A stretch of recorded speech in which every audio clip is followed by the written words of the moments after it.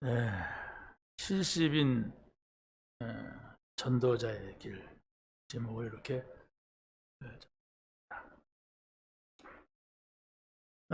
오늘 말씀은 예수님께서 열두 사도를 세우시고 또 70인 평신도 제자를 세우셨어요. 그러니까 열두 제자는 전적으로 그 사도일만 하는 사람들이었어요.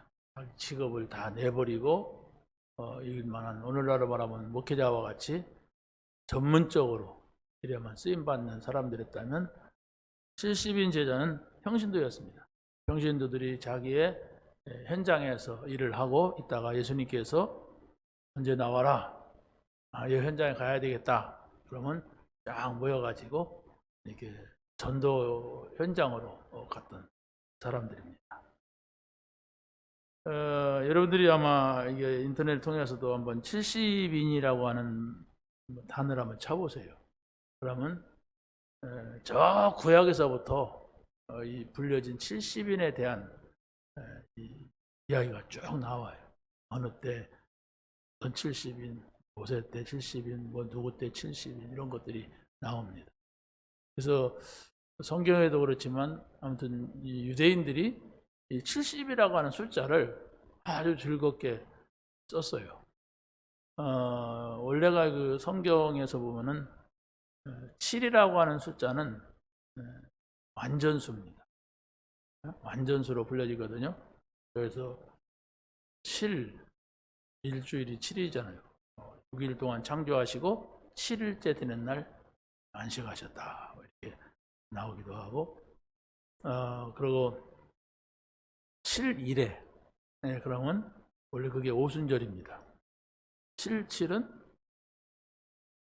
50이 아니고 49죠. 근데 거기다가 하나를 더해서 50일 이렇게 하는 겁니다. 그 사람들은 굉장히 그 뭐라 할까요? 혹시라도 그 날짜 하나를 틀리면 안 되니까 뭡니까? 7, 7 하다가 하나를 더해가지고 그 이튿날로 이렇게 하기도 하고, 7에 관한 숫자가 많이 나와요. 성경에서.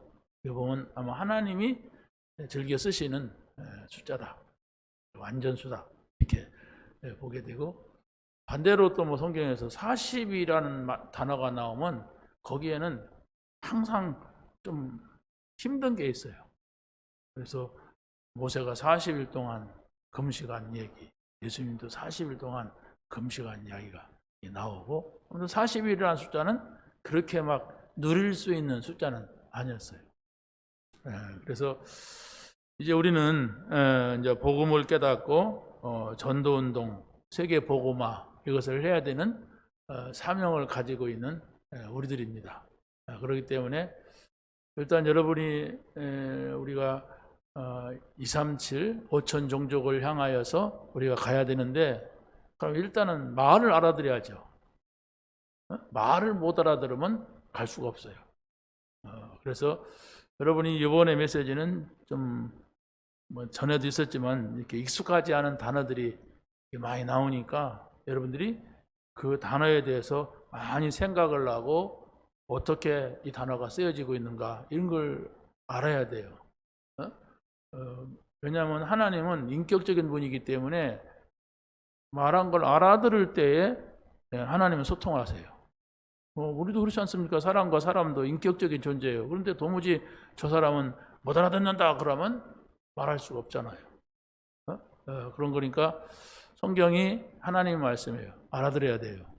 우리가 매일 하나님의 말씀을 듣고 대화를 통해서 하나님 말씀을 들을 때 알아듣지 못하는 사람하고는 아무것도 할 수가 없어요.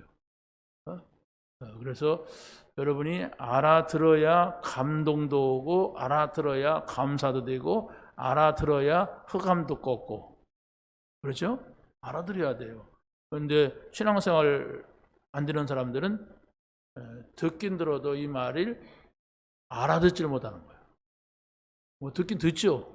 다 들으니까. 그런데 알아들어야 돼. 알아듣는다고 하는 것은 그 후를 어떻게 할 거냐, 뭘 할 거냐, 이걸 말하는 거예요. 뭐 개 짖는 소리 알아듣지 우리가?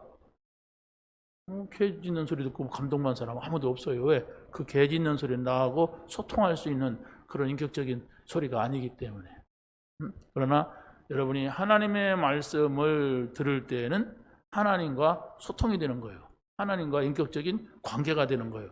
그래서 우리가 다락방에서 쓰여지고 있는 이 용어들, 단어들, 여러분이 알아들을 수 있는 그런 말씀으로 여러분이 이해를 해야 됩니다. 그러니까 어떤 사람은 그거 너무 어렵다, 쓰지 말아라. 교회는 새신자가 많은데 그런 말씀은 기도할 때도 그런 말 쓰지 말아라 이렇게 하는 분도 있다고 하더라고요. 근데 뭐 그럴 필요 없어요. 못 알아듣는 사람은 어차피 못 알아들어요. 이제 온 사람은 계속 있다 보면 알아들어요. 그러면 우리가 늘 그렇게 하게 되면 좀 우리가 세계를 향하여서 가야 될 용어들이 있는데 자꾸 새신자를만 향한 메시지가 되면 안 되잖아요. 그래서 여러분이 이번 주 메시지는 여러분들이 좀 참 이해할 수 있는 그런 메시지를 누렸으면 좋겠어요. 이게 무슨 말이냐 하고 여러분이 좀 관심이 가지면은 이 말이구나 이게 알아듣는 거예요. 이런 말은 좀 어렵다. 이런 뜻이구나. 그래서 저는 이게 메시지를 준비해 가지고 우리 이제 딸한테 주부 만들려고 이렇게 던져주면은 이 문장이 말이 안 맞는다 이럴 때가 막 있어요. 그래서 나는 그때 내 생각에 탁 집중돼 가지고 막 이렇게 친 건데 이제 다른 사람이 볼 때는 이게 뭔 말인지 모르겠다. 뭐 주어가 2개 들어갔다, 3개 들어갔다 막 이렇게 막 말하기도 하고 막 그래서 이제 밀당도 가끔 이렇게 합니다. 그러니까 이게 이제 오래 하다 보니까 좀 익숙해졌는데 근데도 이게 급하게 또 막 할 때가 있잖아요. 그러고 막 졸다가 치기도 하고 막 이러니까 정신 차리고 이렇게 또 정리하기도 하고 아무튼 그렇습니다. 오늘 메시지는 우리 선교사들과 국내에 있는 목사님들이 함께 모여서 선교사 합숙한 메시지 3강입니다. 이 3강을 완전히 클로즈업 해가지고 여러분에게 소개하는 거예요. 그러니까 서론, 결론 이런 부분을 많이 넣었어요. 이런 것은 제가 이제 주간에 구시 기도회를 통하여서 이걸 좀 집어넣어가지고 여러분에게 설명을 드리려고 이렇게 합니다. 그러니까 여러분들도 지금 자료가 다 나왔잖아요. 문서가 그것도 갖다 읽기도 하고 이래서 여러분이 우리 단체에서는 메시지 방향이 이런 것이구나 이렇게 알아들어야 주간 속에서 연간에 나오는 메시지들을 또 이제 만나잖아요. 그래야만 이제 그 메시지가 소화가 되는 거예요. 근데 여기 있는 단어들을 모르고 가면 또 저쪽 가서는 메시지가 또 저걸 가지고 가서 말하는데 그럼 못 알아들으면 어렵잖아요. 그래서 여러분이 이 메시지를 가지고 소화를 잘하고 누리다 보면은 반드시 하나님께서는 우리가 어느 때 가서는 이 메시지가 사건을 만나고 어떤 계기가 와요. 그러면 이게 이제 큰 응답으로 오게 되는 거예요. 근데 사람들은 누가 응답받았다 그러면 자꾸 그 사람이 어떤 방법을 찾는단 말이에요. 방법 갖고 되는 게 아니에요. 오랫동안 이것이 내게 와가지고 쌓여졌고 힘이 되고 내 영을 살리는 이런 메시지가 됐어요. 그런데 이렇게 됐다 저렇게 됐다 그래갖고는 알 수 없습니다. 그러니까 그 사람이 그렇게 했다고 해서 내가 되는 게 아니잖아요. 왜? 방법만 내가 찾았기 때문에 가장 중요한 것이 누리는 거예요. 좋은 것이 돼야 돼요, 여러분이. 하나님 그럼 그 말이 좋아야 되는데 하나님 자는 싫은데 내가 뭘 막 했더니 뭐 이렇게 됐다. 절대로 응답받을 수가 없는 겁니다. 그래서 여러분이 분명히 이 메시지를 가지고 누리는 시간이 있는데 내게는 아무 응답도 없다. 응답이 없는 것이 아니라고 하는 거예요. 반드시 그 말씀은 성취되게 되어 있어요. 여러분이 알아들었다면, 여러분이 누린다면. 근데 우리는 막 급해가지고 막 저거 하고 싶고 막 이 말씀 갖고 저거 막 이렇게 뭔가를 하고 싶어 하니까 그럼 다른 것들이 내 속에서 막 살아나게 되어 있습니다. 자, 그러면 첫 번째로 70인은 남은 자의 길을 가는 사람들이다 그랬습니다. 그러면 70인은 누구라고 그랬습니까? 70인은 예수님께서 제자로 부른 사람들을 두고 말하는 거예요. 우리는 지금 70인 구약에서 알았던 신의 산에 올라가기 위해서 불렀던 또 애굽으로 간 70인 이런 사람들을 말하는 게 아니라 그것은 성경에도 70인을 많이 뽑아서 앞잡이로 쓰기도 하고 대표자로 쓰기도 했는데 우리가 지금 말하고 있는 70인은 전도하기 위한 70인이에요. 예수님께서 불렀던 70인은 전도 현장에서 정말 현장을 정복하기 위한 70인이란 말이에요. 그래서 첫 번째 우리는 70인의 신앙 성공은 남은 자의 길을 가는 것이다. 그래 신앙 성공을 내가 먼저 해야 된단 말이에요. 70인이 되든 80이 되든 내가 신앙 성공을 못하면 안 되잖아요. 그럼 내 신앙 성공이라고 하는 것은 바로 뭐냐면 남은 자의 길.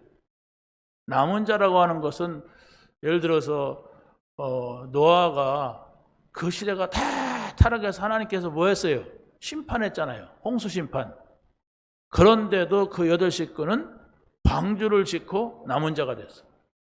살아남았잖아요. 다 죽는데 아브라함과 이삭과 야곱도 저 갈대아 오르에서 다 우상 섬기고 하나님을 믿지 않는데 어떻게 했습니까?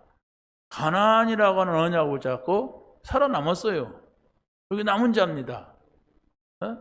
그럼 우리가 이 땅에서 실제적으로 많은 사람들이 종교화돼 버렸어. 교회는 다녀도 다 종교인이야. 이게 복음을 말해줘도 종교인들은 못 알아들어요. 왜? 자기의 기준은 바르게 사는 거고 좋은 일하는 것이고 양심 속이지 않고 살아가는 것이 종교의 도리다 이렇게 생각을 하고 있으니까 그게 안 된단 말이에요. 근데 여러분이 복음을 알아듣고 이 자리에 있단 말이에요. 우리는 또 복음을 알아듣는 것뿐 아니라 복음 운동하겠다고 이 자리에 있어요. 이 사람들이 남은 자예요. 여러분이 복음을 알아들었다면 나는 남은 자다. 그러면 나만 살아남으면 된다. 그런 얘기가 아니잖아요. 남은 자를 통하여서 하나님께서 하고자 하시는 일이 있단 말이에요. 하나님께서 70인을 불러가지고 뭡니까? 전도 현장에서 전도하려고 했듯이 나를 지금 복음 가지고 남은 자로서 70인 같이 쓰시려고 한단 말이에요. 그걸 여러분의 생각 속에 마음 속에 잘 가지고 있어요. 나를 분명히 이 복음 갖고 지금 교회가 다 무너지고 복음 가진 사람이 없는 종교와 교회가 종교화된 이런 시대 속에서 하나님이 나를 70인으로 불렀다면 무엇을 어떻게 하실 것인가? 이걸 여러분들이 이해를 하셔야만 된단 말이에요.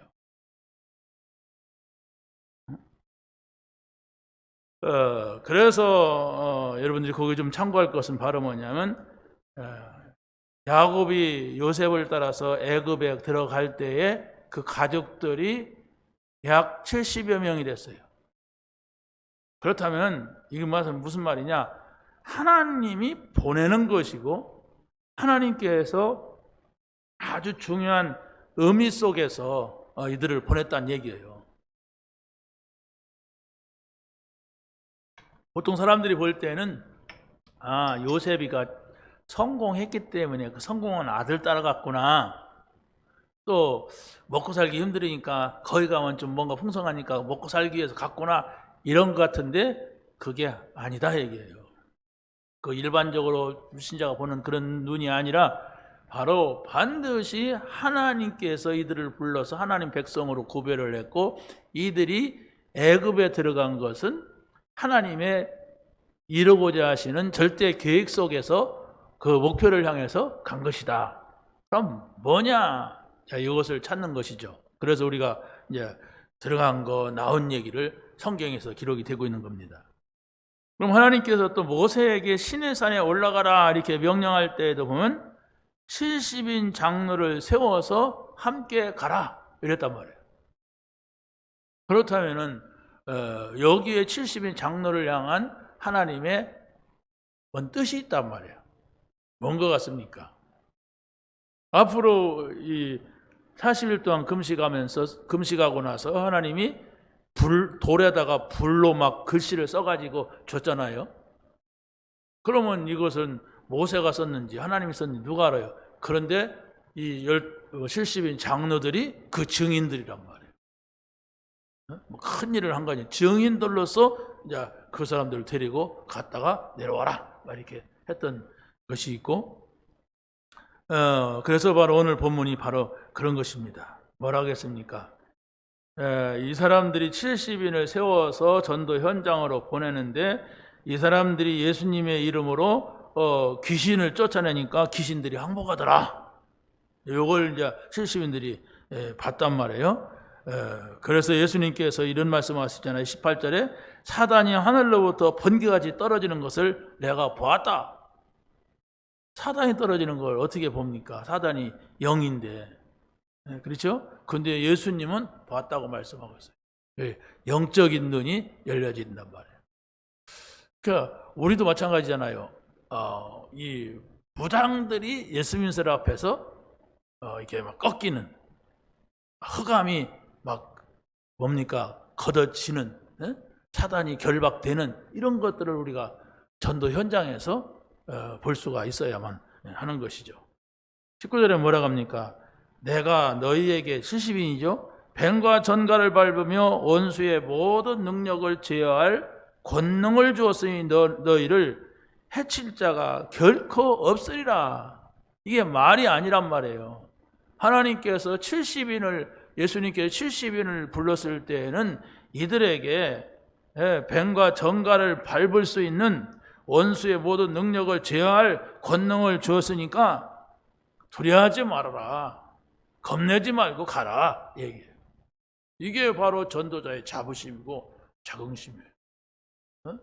이걸 체험해야 된단 말이에요. 우리가 예수님의 이름은 단순한 것이 아니라 이 이름을 가지고서 내가 있는 가정에, 내가 있는 현장에 예수의 이름을 선포하는 거예요. 가장 사단이 막 건드리고 막 역사하는 그곳에 예수의 이름을 선포하는 거예요. 그러면 뭐라고 했습니까? 모든 능력, 제어할 권능을 주었으니 너희를 해칠 자가 없다. 해칠 자가, 우리를 해치려고 하는 게 누굽니까? 사단이지. 그걸 믿으란 말이에요. 아슬아슬한 데까지 가더라도 걱정하지 말고 있어라 얘기해요. 결코 망하지 않는다는 말이에요. 그런데 우리는 약간만 와도 막 걱정하고 두려워하고 염려하고 막 이러고 싸우고 뭐 이렇게 하잖아요. 여러분의 중심이 중요합니다. 그냥 끝에까지 가요, 사단은. 그러다가 팍 꺾인단 말이에요. 그때 이제 하나님 살아계시구나 우리가 보게 되는 거거든요. 근데 우리가 이 믿음이 없으면, 예수님이 하신 말씀에 믿음이 없으면 내가 꺾여버리는 거예요. 내가 당해버린단 말이에요. 내가 포기해버려. 그러면 뭐 어떻게 됩니까? 뭐 어떤 사람 그러더라고. 베드로같이 그냥 부인했다가 갔다가 다시 오면 되잖아. 그게 여러분 생각을 해보세요. 베드로같이 부인하고서 갔다가 와지면 다행인데 안 와지면 어떡할 거예요? 생각을 해봐요. 안 와지면 어떡할 거예요? 예수님이 찾아갔지요? 안 찾아오시면 어떡할 거예요? 끝나는 거예요. 그게 사실은. 그래서 우리가 늘 말씀을 읽고 말씀을 듣고 말씀을 포럼하고 말씀을 전하는 이게 중요한 게 바로 뭐냐면 상대방도 살리고 현장도 살리지만 먼저는 내가 사는 거예요. 그래서 말씀이 내가 선포하려면 내 속에 있지 않으면 선포할 수가 없어요. 내 마음속에 없으면 이걸 전할 수가 없는 거예요. 그 말씀이 내 안에 있다가는 하나님이 계신 거예요.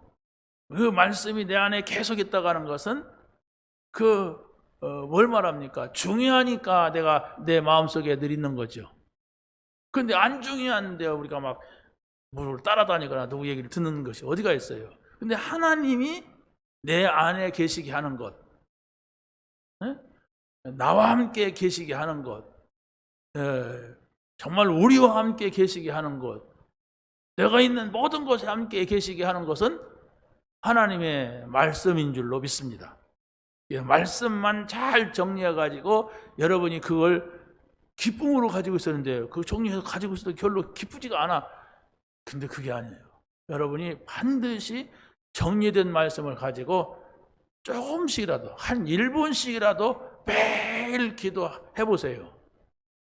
가만히 그거 앵무새같이 그거 외우는 것 같은데 외우는 게 아닙니다. 하나님 말씀은 살아있다고 그랬어요.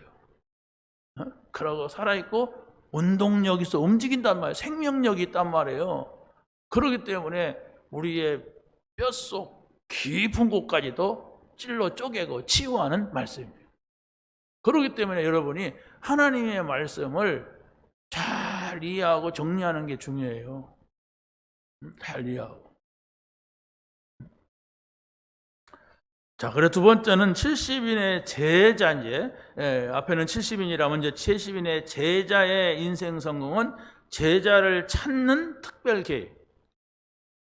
제자를 찾아야 돼요. 우리가 내 인생에 성공하는 것은 내가 70인이라면은 내가 전도자라고 하면은 내 인생에서 제자를 찾아야 되는데 왜 그렇습니까? 분명히 우리는 오늘 설교하고 내가 갈 수도 있잖아요. 그걸 언제 간다는 법이 없어요. 하나님 부르면 언제든지 누구나 가야 되고, 그렇게 안 가더라도 늙으면 가잖아요. 병들면 가잖아요. 그렇기 때문에 우리는 가장 내 인생에 중요한 것은 제자 남겼냐예요. 내가 떠나도 이 운동을 계속 할 사람을 남겼느냐. 그게 없다면 실패입니다. 그게 없다면. 그래서 우리는 전도자로서 인생을 살아야 되고 전도자로서 인생을 마쳐야 돼요. 그게 바로 70인이고 그게 바로 전도자의 삶입니다. 그래서 바로 예수님께서 불러 모았던 70인, 그리고 예수님이 불러 모았던 12사도들, 이 사람들이 감람산에 올라가서 40일 동안 있다가 내려와 가지고 어떻게 했습니까? 사도행전 1장 14절에 거기에 마가 다락방에서 모였던 겁니다. 그래서 여기에서 어떤 기도를 합니까? 오로지 예수님께서 약속하신 성령을 받기 위하여서 기도한 거예요. 여러분이 한 가지 성령 충만해야 된다. 성령의 능력을 힘자. 그러고 여러분이 와가지고 왜냐면 여러분의 집보다도 여기서는 좋으니까 찬송하기 좋고 혼자 말씀 읽기 좋고 기도하기 가장 좋은 것이 교회잖아요. 그래서 여러분이 성령의 역사를 체험을 한다면 여러분이 지금 고민하고 있고 염려하고 있는 것은 문제가 아니에요. 그게 문제다 생각하고 그 문제를 해결하려고 왔다가도 그게 아니구나 이걸 깨닫게 될 겁니다. 여러분 정말 그렇게 기도해 본 적 있어요? 여러분이 고민하는 거, 걱정하는 거, 이걸 어떻게 했으면 좋을까 하는 걸 가지고 내가 시간을 떼가지고 하나님 앞에 나와서 하루라도 아니 몇 시간이라도 그것 때문에 하나님 이게 뭡니까? 무슨 뜻이 있습니까? 이런 기도를 해봤느냐 말이에요. 우리가 복음 모를 때는 금식하면서 이거 해결해 달라고 기도했어요. 그런 시간을 많이 가졌죠. 철별로 갔고 아무튼 계절별로 갔는데 이제 우리는 그게 아니에요. 이미 다 끝낸 문제인데 우리는 안 끝낸단 말이에요. 뭐 안 끝내? 복음이 복음됨을 끝내지 않았어. 그러니까 옛날에 하던 기도 패턴이 바뀌어야 돼요. 그 기도하면 안 돼요. 하나님 아버지 이게 이렇고 저거 이런데 이거 해결해 주셔야 됩니다. 그게 아니란 말이에요. 그 아닌 기도를 우리가 계속한다면 어떻게 돼요? 반드시입니다. 여러분 복음으로 모든 문제 해결했다고 예수님이 말씀했으니까 그걸 붙잡으세요. 그냥 모든 문제 해결했습니다. 그러면 그 문제 해결이 안 되고 계속 나를 속썩이고 괴롭게 하는데 어떡합니까? 그래서 이제 하나님의 뜻을 찾기 위해서 기도하는 거예요. 그걸 다윗은 목장에서 했단 말이에요. 다윗은. 그런데 요셉은 그걸 노예 현장에서 했단 말이에요. 왜? 힘들잖아요. 육신적으로는 힘들단 말이에요. 지금 내가 노예라. 육신적으로 힘들고 감옥 갔으니까. 그런데 그것을 하나님이 나와 함께하는 것을 그걸 감옥에서 한 거예요. 그러니까 그 현장이 바뀌었잖아요. 명찰이 바뀌잖아요. 노예 명찰에서 총무 명찰로 바뀌었어요. 여러분이 꼭 기억하시기 바랍니다. 내가 구원을 안 받은 거라면은 뭐 기도할 것도 없습니다. 네. 틀린 기도할 것이 확실하고 그 틀린 기도 해봐도 응답 못 받을 거니까. 내가 아무래도 구원받은 사람이 아닌 것 같고 지옥 갈 사람 같다 그러면 기도는 물론이가 아무것도 할 필요가 없어요. 그러나 내가 복음 들었다. 내가 구원받았다. 그렇다면 지금부터 아무것도 염려하지 말라고 그랬어요. 아무것도 염려하지 말고 오직 모든 일에 기도와 간구로 너의 구할 게 뭐예요? 내가 걱정되는 거 있죠? 감사함으로 하나님께 하라. 왜 감사하라고 했습니까? 문제가 아니고 하나님께서 나에게만 응답 주실 것이기 때문에. 그 기도 해봤냔 말이에요. 걱정하는 기도는 해봤고 염려하는 기도는 해봤고 화난 기도는 해봤지만은 그 기도 다 끝났는데 여기에 어떤 하나님의 계획이 있습니까? 하나님은 무엇을 나에게 말씀하시려고 이런 문제가 있습니까? 하고 그 뜻을 알기 위해서 내가 기도했다면 반드시 거기에는 하나님의 오늘이 아니어도 응답이 와요. 오늘이 아니어서 그렇지. 우리는 오늘이잖아요. 바로잖아요. 내가 일주일을 놓고 기도한다면 어떤 때는 저 끝에 가서 와요. 자, 그래서 바로 이제 그때에 기도 모임이 있었을 때 전도의 문을 하나님이 여시고 15나라의 제자가 연결되고 또 우리 하나님은 영적인 눈과 영적인 힘을 주시면서 제사장들이 돌아오고 사마리아 문이 열리고 사울이 돌아오는 이런 극적인 상황들이 벌어진 거예요. 여러분 생각을 해보세요. 제사장들은 핍박하는 사람들이었습니다. 이 초대교회 성도들 반대쪽에 있었던 사람들이야. 그리고 사마리아는 유대인들은 아무도 안 갔어요. 거기는 불결한 동네, 인간 같은 인간이 아니고 거기는 짐승 같은 놈들만 산다 해가지고 아무도 안 갔어요. 그런 현장을 갈 수가 없어, 정상적인 사람은. 그런데 누굽니까? 빌립이 갔잖아요. 도망갔지만 거기서 그리스도가 있으니까 복음을 전했단 말이에요.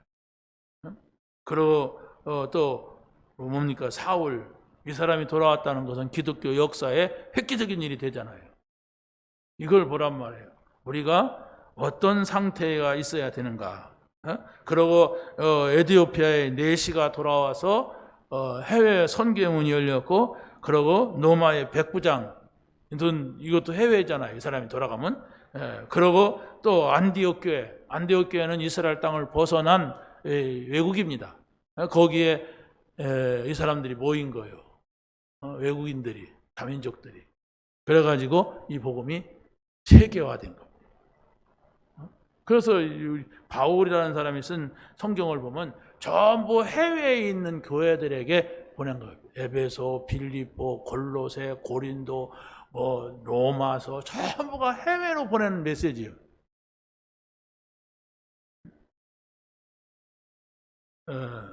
그래서 바로 여러분들이 이 복음서 외에는 모든 사도행전을 비롯해서 요한계시록까지 선교 메시지라고 하는 것을 알아야 돼요.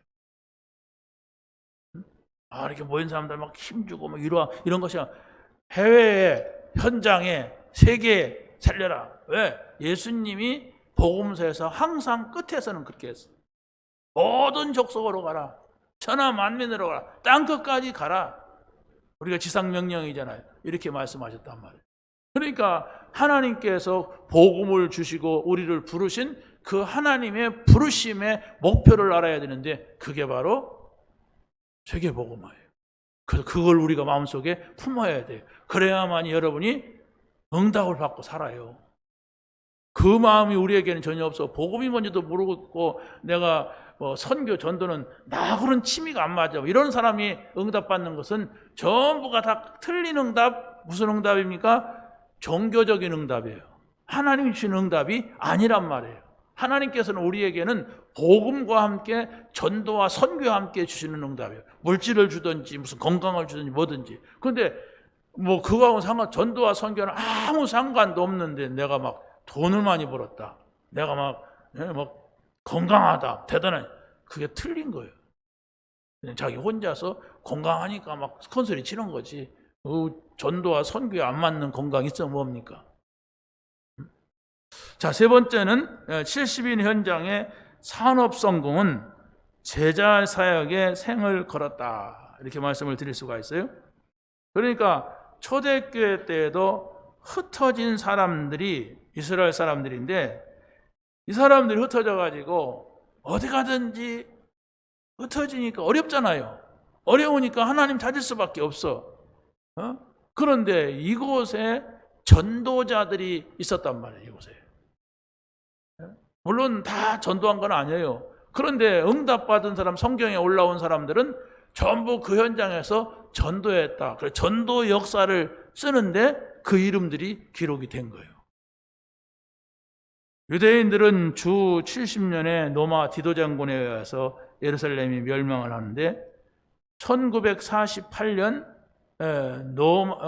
유엔에 의하여서 유엔의 발포선에 의해서 이스라엘이 독립해요. 무려 한 1900년 정도가 흩어져 살아요. 그런데 이들이 이 흩어진 자를 디아스포라라고 하거든요. 흩어진 자를. 그런데 이 1900년 동안 세계의 디아스포라로 살았는데 세계의 경제를 다 장악했어. 이 사람들이. 그럼 이게 바로 뭐냔 말이에요. 다는 아니지만은 이 사람들 속에서 제자가 나오고 복음 깬 사람이 나와서 이 유대인들이 가는 곳이 전도 현장이 되고 이들을 통하여서 복음이 증거된 거예요. 우리가 모든 사람이 다 전도자가 된다면 그 말할 수 없는 축복이고 응답이죠. 다 그러지 않고 이 초대교회 성도들이 움직였잖아요. 소수들이. 그리고 그들이 가는 곳에 유대인들이 있었거든. 핍박도 했지만은. 그러니까 이게 이제 하나님께서 이들의 이 백성들을 통하여서 세계 복음화를 하시려고 불렀고 보낸 거예요. 그러니까 안 가니까 하나님께서 많은 고통을 조설해도 보낸 거란 말이에요. 그럼 우리는 그걸 고통이 와야만이 가는 거 아니잖아요. 하나님께서 주신 은혜를 가지고 축복을 가지고 가는 거죠. 여러분이 정말로 지금까지 건강해 줬다면 축복이잖아요. 그렇잖아요. 그럼 우리가 나는 대거 없이 살았네. 나는 건강해 좋다. 근데 불신자들이 하는 말이에요. 내가 건강하게 살았는데 나머지 생애라도 나는 복음을 위해 살아야 했다. 이게 하나님의 사람이에요. 하나님의 사람은 반드시 하나님 옆에 가잖아요. 뭐 하다 갈 겁니까? 맨날 나는 건강 줘서 나는 아픈 데가 없다 그러고서 산이나 오르락 내리락 하다가 죽을 겁니까? 그래도 산에서 죽어요. 그러잖아요. 내 나머지 인생 건강한 거, 내 나머지 인생 뭡니까? 경제입니까? 내 나머지 인생 뭡니까? 복음을 위해 살자. 전도자의 삶을 살자. 이게 하나님 보실 때 하나님을 감동시킬 수 있는 그런 겁니다. 그래서 앞으로 우리가 렘넌트 하는 것도 렘넌트 시대가 올 수밖에 없잖아요. 그러면 다음 세대인데 그럼 다음 세대는 실제적으로 렘넌트가 세계 복음화, 세계 정복을 해야 돼. 우리는 1세대예요. 이 복음 받는데 많은 핍박을 받았어요. 복음 받았다고 목이 잘렸어요. 그런데 또 실제로 그런 역할을 했지 세계 복음화가 아직 다 안 됐잖아요. 그렇다면 우리는 이제 이 복음을 우리 후대들에게 전달해 준 것으로 사명이 끝날 수가 있어요. 목사님까지도. 그렇잖아요. 왜 아직 이게 세계화가 다 안 됐잖아요. 요소는 들어갔지만은. 그렇다면 우리 렘넌트들이 정말로 여기에 방향을 맞춘 사람이 나와야 돼. 여기에다가 모든 걸 맞추고 나는 세계 복음화하자. 그러려면 나는 우리 교회를 내가 살려야 된다. 이렇다면 하나님이 건강도 주고 뭐 돈도 주고 모든 것을 하나님이 다 주셨다 하는 게 지금 성경이에요. 그런 응답 있길 바랍니다. 다른 거 할 거 없어요. 여러분 성공하려고 할 거 없고, 왜? 복음 받은 것보다 더 큰 성공은 없어요. 복음은 제껴두고 전도 선교는 제껴두고 내가 뭐 잘 되보려고, 그게 죄야. 하나님은 그래요. 더 어마어마한 것을, 하나님의 나라를 준비해두고 있는데 저 불신자가 누리는 거 그거 얻으려고 막, 그게 이제 지옥 갈 사람이 하는 거예요. 말이 좀 너무 센데 보드랍게 할게요. 그게 죄예요. 우리는 이제 삶의 이유를 찾은 사람들이에요. 여러분의 삶이 크게 성공 안 해도 삶의 이유가 있단 말이에요. 이만큼 성공하자, 이만큼 돈 벌자. 그건 불신자들이 하는 말이고, 천국 없다고 하는 사람들이 하는 말이고, 우리는 그러면 안 된단 말이에요. 우리는 이제 뭐 가난하든지 부하든지 건강하든지 병들었든지 내가 잘 살든 못 살든지 나는 복음 전하겠다. 그래야만이 이 여러분 한 사람 때문에 여러분 주변, 여러분의 가족이 살아나요. 그래서 내가 정말로 시간이 있다면 이걸 누리는 거예요. 바빠도 이걸 누려야 돼. 이 복음을, 이 전도와 선교를. 두 번째는 70인은 전도하기 위해서 불러냈는데, 이 70인은 순례자의 길을 가는 사람들이란 말이에요. 순례자라고 하는 것은 집안의 방 안에 가만히 앉은 사람을 순례자라고 하지 않아요. 휙 둘러보는 겁니다. 어디 한 곳에 가서 머물기 위해서 가는 게 아니에요. 거기도 갔다 여기도 갔다 저기도 갔다 하다가 결국은 돌아가는 거예요. 그게 바로 복음 받은 자들이다. 그게 바로 전도자의 인생이다. 이겁니다. 성지 순례 간다고 하잖아요. 성지 순례 가서 안 온 지가 한 10년 됐어. 그럴 수는 없어요. 분명히 성지 순례 가면 돌아와요. 이민 간 거예요, 그건. 안 온 것은. 거기 가도 없다. 죽은 거예요, 그건. 그렇잖아요. 근데 분명히 대한민국에 살면서 성지 순례 가면은 돌아옵니다. 그게 바로 내가 남의 나라 가서 목적을 가지고 돌아보고 다시 돌아오는 거예요. 우리 인생이 그렇단 말이에요. 우리 인생이 이 땅에서 오래 살려고 태어난 게 아니에요. 이 땅에서 잘 살다가 가려고 태어난 게 아니란 말이에요. 그건 불신자라 하는 짓이고, 우리는 본향이 있어, 본향. 내가 돌아갈 본향이 있는데 그게 안 보이니까 이 땅에다가 모든 걸 두는 거예요. 뭐 대부분 그러죠. 대부분 안 보인다니까. 나도 안 보이죠. 영이기 때문에. 그러나 우리의 목표가, 우리는 내가 잘 살려고 했으면 이 길 가면 안 돼요. 내가 정말로 이 땅에서 저 안 믿는 사람 같이 행복해지려고 한다. 그러면 여러분이 복음 받으면 고난이 찾아와요. 복음 받으면 고난이 온다니까, 오히려. 그게 아니에요, 우리가. 그러면 하나님이 막 고생을 시키려고 우리를 불렀고, 고생 뺑뺑이 막 돌리다가 천국 가려고 그러느냐? 아닙니다. 여러분이 고난이 와도 하나님과 함께 있으면 그 고난이 아니에요. 여러분이 자녀가 집 나가고 안 와. 안 오면, 아이고 그 인간 속을 썩게 되니 안 오면 잘 됐다. 그럽니까? 그건 아마 계모일 겁니다. 계모는 그래요. 그러면 막 죽이기도 하니까. 우리 집사람이지만 지금 아까 10분 넘어서 돌아왔어요. 근데 아까 좀 힘들다, 피곤하다. 그러니까 아침에 운전하고 그런가. 내가 좀 머리 좀 쓰고 기도 좀 해야 되겠다. 이걸 바꿔야 되겠다. 신경 써요. 멈췄나? 안 들어오지? 이런 생각이 들어간단 말이에요. 여러분 꼭 기억하세요. 내 인생은 뭐냐? 전도자의 인생이야.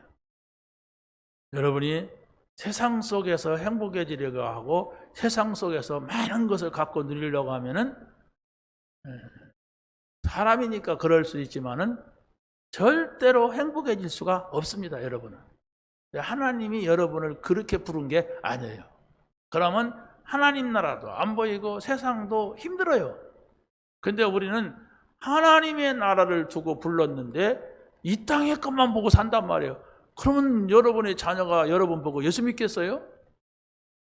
이 땅이 좋은가 보다. 잘 믿는다고 맨날 교회 가는 우리 어머니, 맨날 교회도 안 오는데 맨날 가는 걸 알아요 또. 그런데 우리 어머니 보니까, 우리 아버지 보니까 이 세상의 성공이 이 세상의 모든 것이다 이래야 돼요. 그런데 여러분들이 늘 중심이 하나님 나라에 있으면 안 보는 것 같아도 여러분 주변 사람들이 다 봅니다. 그게 통해. 여러분의 영적인 상태가 있잖아요. 뭐 때문에 즐거워하고 뭘로 인하여서 행복하고 뭐 때문에 기쁘고 그 상태가 있어요. 그게 영입니다. 우리는 말씀 받으면. 그게 이제 사단하고 통하느냐 하나님하고 통하느냐 이거예요. 사단의 것으로 여러분이 너무 즐겁고 막 놀러 다니고 뭐 버스 흔들고 막 이렇게 한다면 안 봐도 다 통해요. 그렇잖아요. 그런데 여러분이 정말 하나님 앞에서 기도한다면, 여러분이 복음 때문에 행복하다면 안 받는데도 하나님의 영이 여러분의 자녀에게 영향을 주게 돼 있습니다. 솔로몬이 온갖 못된 짓을 하고 우상 섬기는데 하나님이 딱 하다가 내가 네 애비를 봐갖고 네 애비 다윗을 봐갖고 이 때는 내가 참는다. 그럼 다음 때에는 반드시 이 나라가 찢어질 것이다 이랬어요. 그러면 하나님이 그렇게 메시지를 줬다고 하는 것은 정신 차리라는 거예요. 회개하라는 거예요. 바로 서라는 거예요. 그런데 솔로몬이 그 얘기는 들었지만은 바로 서지를 못했어. 그러니까 아들대에 가서 나라가, 그 작은 나라가 반으로 나눠지니까 더 작아지잖아요. 우리나라 강원도만도 못한 작은 나라가 찢어졌으니까 그럼 그 나라가 무슨 나라입니까? 그냥 동네지. 도지사만, 우리나라 도지사만도 못한데. 이런 지경이 된 거예요. 여러분이 하나님의 말씀 알아들어야 돼요. 내가 병 들었습니까? 전도하세요. 전도하려고 하는 마음. 내가 복잡합니까? 어렵습니까? 전도자의 길을 가세요. 그거 하다 가야 돼. 그래야 천국에 상 받아. 이 땅에서도 고통당하고 천국에 가서도 자리도 없어. 어디 앉으냐? 뭐 이러면 안 되잖아요. 우리는 다르게 불렀는데 나는 지금 세상에서 불신자같이 살아. 목적도 없이 살아. 세상에 막 미친 사람같이 나도 막 그렇게 살아. 그게 안 되는 거예요. 그러면 해도 막 온갖 약을 다 먹어도 소용없어요. 하나님 우리를 그렇게 부르지 않았기 때문에 그렇습니다. 자, 그럼 순례자의 시작이 뭡니까? 나를 초월하는 것이다. 나를 초월한다고 하는 게 바로 뭡니까? 하나님이 없는 나를 넘어서야 돼. 그럼 뭡니까?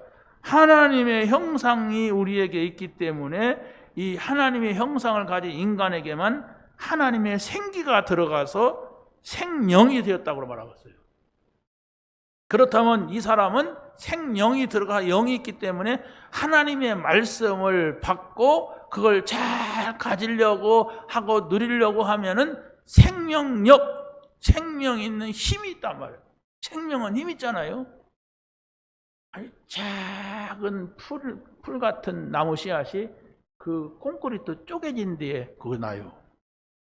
그거요 그냥 두면 나무가 됩니다. 점점 커집니다. 그러면 그 콘크리트를 쫙 쪼갭니다.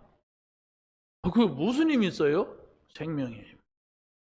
그게 하나님이 모든 생명에 준 생명력이라고 하는 거예요. 아시겠습니까? 자, 그런데 보세요.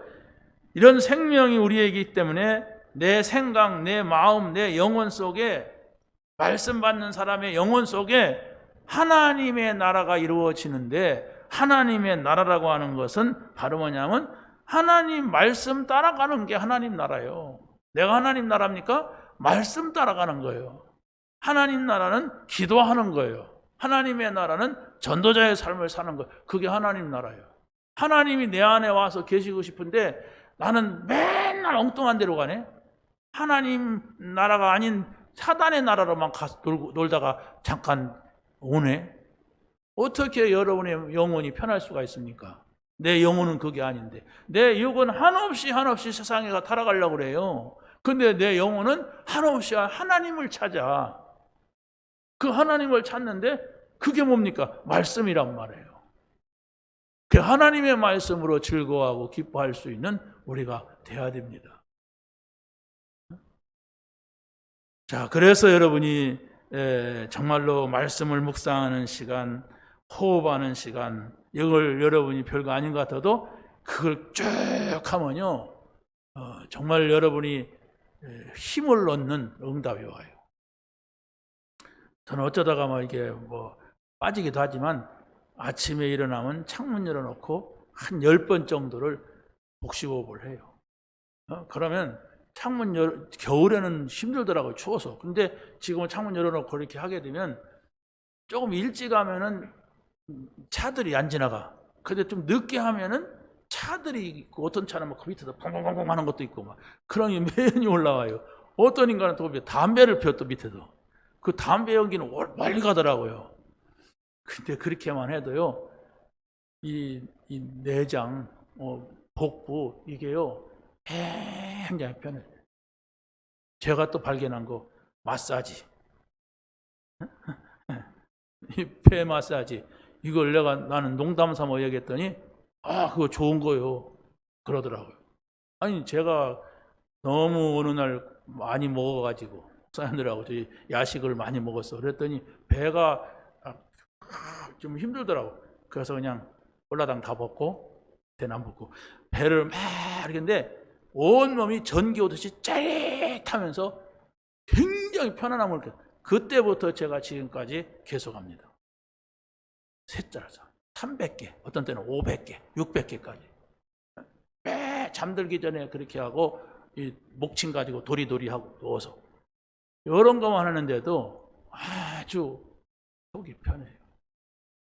속이 안 좋으신 분 여기서만 놓고 장 안 나오면 되거든. 하세요. 우리가 기도가 영적인 호흡이라면은 숨 쉬는 것도 영적인 것이 된단 말이에요. 숨 쉬는 게 공기 속에서만 공기만 우리 몸을 유지하는 건데 공기산소는. 그런데 그게 아니에요. 호흡은 예수님께서 우리 코에다가 생기를 불어 넣은 것이 된단 말이에요. 그렇기 때문에 여러분이 꼭 하세요. 이게 우리가 종교에서만 하는 것이 아니라 이거 하나님이 주신 자연을 가지고 하는 건데, 여러분이 복음 전해야잖아요. 복음 전하려면 병들면 절대로 못합니다. 건강해야죠. 자, 순례자의 여정은 현장을 초월합니다. 이게 무슨 말이냐? 여러분이 복음을 누리고 있으면, 그 복음을 가지고 있으면 정말 여러분의 영이 살고 여러분의 정신, 마음이 살고 산단 말이에요. 그러면 반드시 그 말씀이 어느 땐가는 응답으로 바뀌고 성취되는 그런 시간이 반드시 오게 돼 있어요. 그런데 사람들은 그걸 못하는 건지 안 하는 건지, 그러고서 늘 속상해했고 시험 들어있고 막 이렇다면 그 누구도 못 고쳐요. 저 말입니다. 여러분이 요걸 잡아야 돼요. 그래서 여러분이 복음을 답으로 낸 순례자, 복음을 답으로 냈다고 하는 것은 복음이 모든 것이다. 나는 다 얻었다. 나는 전도자의 삶을 사는 것이다. 이 땅에 사는 것은 나의 모든 것이 아니다. 하나님 부르면 언제든지 가야 된다. 요겁니다. 우리의 복음은 뭡니까? 영세전부터 아무도 모르게 감춰졌던 하나님이란 말이에요. 그 하나님이 그리스로 오셨단 말이에요. 이제 나타났단 말이에요. 근데 나타나는데도 사람들이 모르잖아요. 근데 나에게 나타난 거예요. 그리스도로. 이건 성경 얘기잖아요. 그런데 이 복음은 내가 없어도 세세토록 영원한 나라에서 있을 겁니다. 그런데 그 복음을 내가 가질 때 내가 영원한 나라로 가게 되는 것입니다.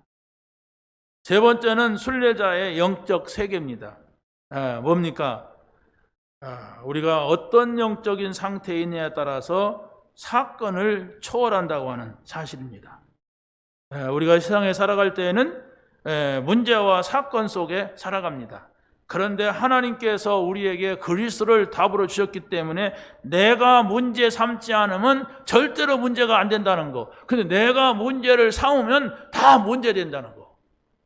왜? 그리스도가 문제가 아니라는 내가 빡빡 우기면서 문제라고 하고 막 인상 쓰고 그러면 될 수가 없잖아요. 문제가 아닌데.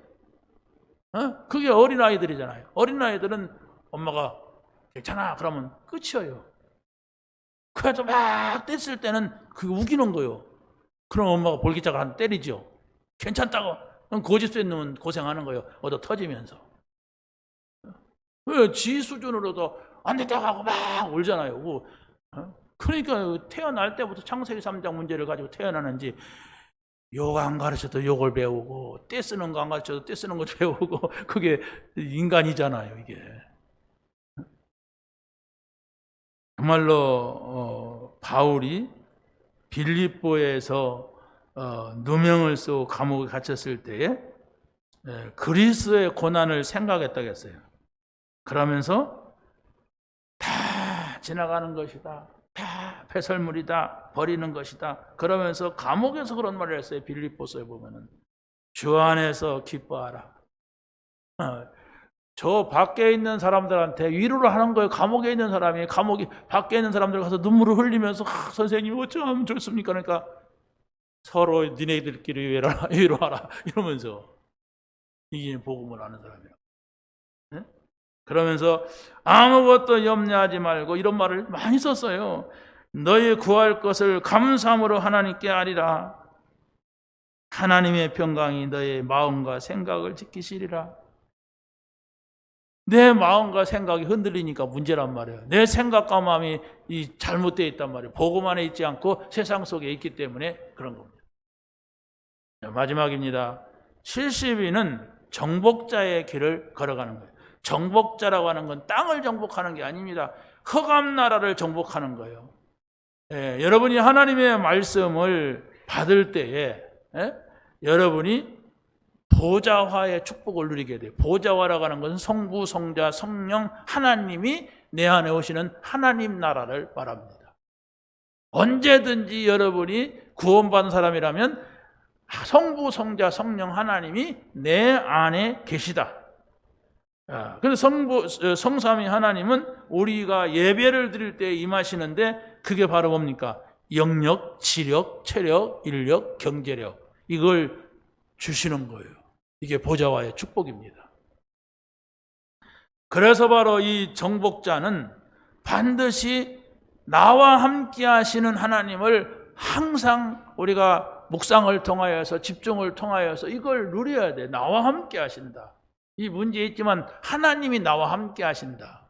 내가 노예지만 나와 함께 하신다. 감옥에 있지만 나와 함께 하신다. 내가 비록 살인하고 저 광야에 버려졌지만은 나와 함께 하신다. 이것이 흔들리지 않고 있다면 그 사람은 어떤 문제가 왔어도 문제되지 않고 승리하게 된다는 사실을 여러분이 꼭 믿으시기 바랍니다. 그래서 여러분이 예배하면서 그 모든 것을 다 털고 가야 돼요. 근데 여러분이 예배 드리면서 고민하다가 가지고 가서 또 고민하고 그러면 안 되잖아요. 예배 드릴 때는 다 내려놓으러 왔는데 오직 그리스도, 오직 하나님 나라, 오직 성령 충만 이것만 붙잡고 가면은 되는데 내 습관이 막 가지고 다니는 보따리 장사라 막 여기서 세일하면 안 돼. 좀 더 밖에 가서 붙여갖고 팔아야 돼. 그래 보따리 가지고 가서 밖에 가서 이 집 또 가지고 다닌다. 두 번째 보세요. 전도의 응답을 받은 현장의 보좌예요. 여러분이 가는 곳은 그 현장은 사단이 장악한 현장입니다. 하나님이 없는 사람들이 장악한 현장이에요. 그런데 바로 우리는 그곳에 이 복음을 전달하는 것밖에 그 현장을 살릴 길이 없다고 하는 것입니다. 왜? 세상 나라는 세상 나라가 아니에요. 이미 사단이 다 장악해갖고 흑암의 나라, 재앙의 나라로 바꿔버렸어요. 그래서 이 복음이 증거되는 현장에 하나님의 나라는 복음 때문에, 복음이 증거될 때 흑암 나라가 꺾이고 하나님 나라가 이루어진다고 하는 거예요. 그래서 다윗이 그걸 알았죠. 뭐랍니까? 말씀을 이루는 너희 천사요. 이걸 알았단 말이에요. 내가 말씀을 붙잡고 있으면 천사가 와서 눈에 보이지 않게 작업을 한단 말이에요. 하나님의 뜻을 이루는 천군이요. 하나님의 임재하는 곳에 있는 천군이요. 이랬단 말이에요. 천사만 있는 거야. 천사들이 군대가 있단 말이에요. 이들이 와가지고 말씀 잡고 있는 그 말씀을 이루기 위하여서 역사하는 거예요. 그러니까 우리는 이 말씀을 좋아야 붙잡잖아요. 그걸 찾아내란 말이에요. 이 말씀이 진짠가? 근데 사실이구나. 이거 한 번만 두 번만 체험하면 돼요. 자, 마지막 세 번째입니다. 기도로 임하는 응답에 교회를 보좌하는 것이다 그랬어요. 여러분이 잘 아는 대로 삼초월, 이게 바로 뭡니까? 보좌의 축복, 시공간을 초월하는 것, 237나라의 빛, 이걸 여러분이 계속 가지고 기도해 보세요. 보좌의 축복은 성삼위 하나님이 우리에게 임하신 것입니다. 시공간을 초월하는 것은 천사가 움직이는 걸 말합니다. 우리가 기도할 때 237나라의 빛은 바로 세계 복음화를 말합니다. 세계 선교를 말해요. 이것이 여러분의 머릿속에 남도록 하세요. 나는 이 축복을 누리고 이 일을 해야 된다. 내 성공은 바로 이것을 내가 가지고 있는 것이다. 이것 때문에 내가 행복한 것이다. 나의 사명은 이것을 전달하는 것이다. 이것을 전달할 사람을, 한 사람을 찾고 가는 것이다. 이것이 바로 하나님께서 우리에게 주신 삼초월입니다.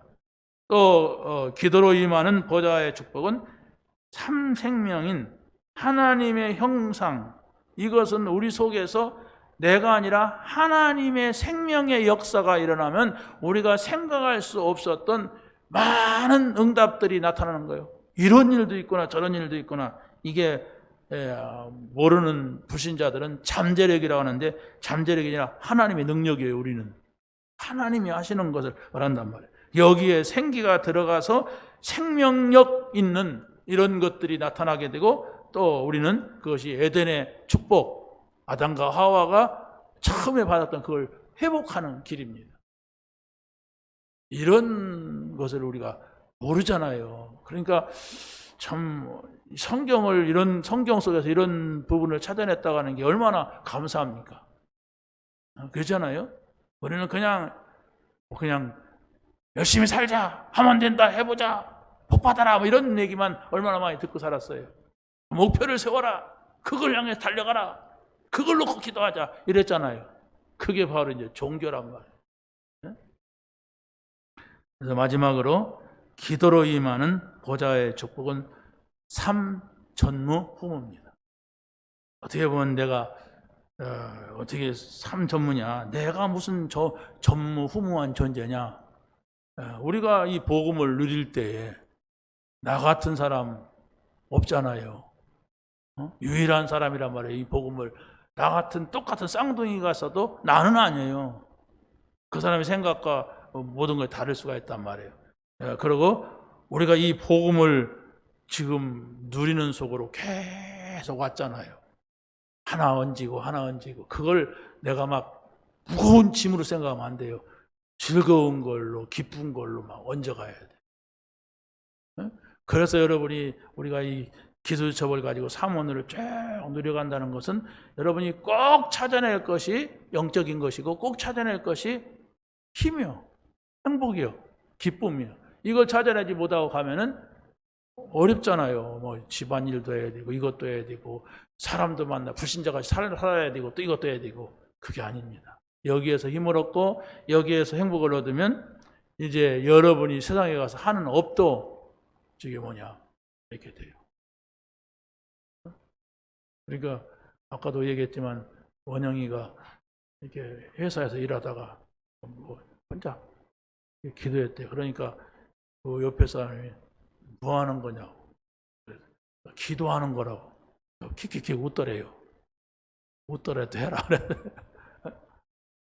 여러분 정말로 우리가 세상을 뭐 싸워서 때려잡고 이기자는 게 아니고 우리가 세상을 살려야 될 사람으로 나를 불렀어요. 그러면 내가 살아야 돼요. 내가 사는 것은 다른 게 아닙니다. 바로 하나님이 나와 함께 하신다. 말씀으로 함께 하신다. 하나님이 우리가 함께 하신다. 그래서 우리는 모여서 예배하는 것이다. 하나님이 내 현장에서 함께 하는 거다. 그래서 나의 현장은 내가 업은 세계 복음화를 위한 업이다. 그러면 하나님께서는 우리가 원하는 업 정도가 아니라 그 모든 것을 더 하시리라. 이런 축복이 여러분에게 있게 될 줄로 확신합니다. 하나님 감사합니다. 오늘 주신 말씀을 붙잡게 하시고 이 말씀을 누리며 우리는 아버지 하나님이시여 70인의 길, 아버지 제자의 길, 아버지 하나님이시여 남은 자의 길, 아버지 하나님 또 순례자의 길, 정복자의 길을 갈 수 있는 저희들이 되게 하여 주시옵소서. 우리가 하나님 앞에 이 소중한 사람으로 쓰임받을 때에 나와 관계된 모든 것이 살아나게 될 줄로 믿습니다. 감사를 드립니다. 예수님의 이름으로 기도하옵나이다. 아멘.